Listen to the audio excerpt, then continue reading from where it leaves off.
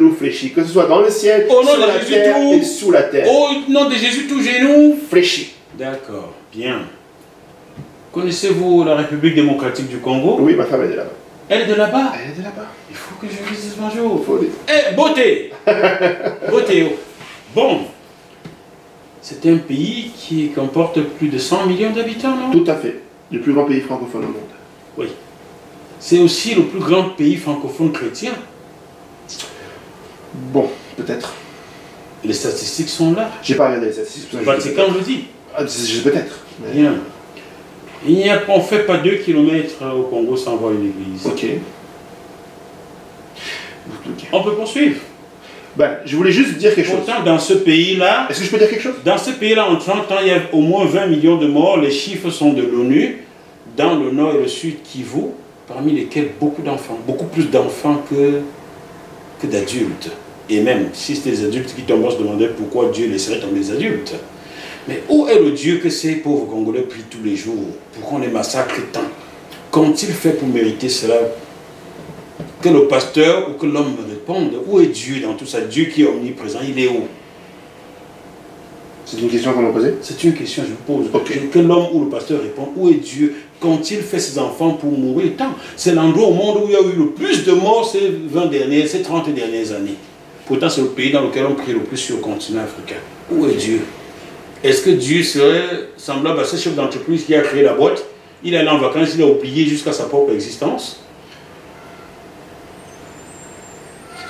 Oui, j'ai posé la question.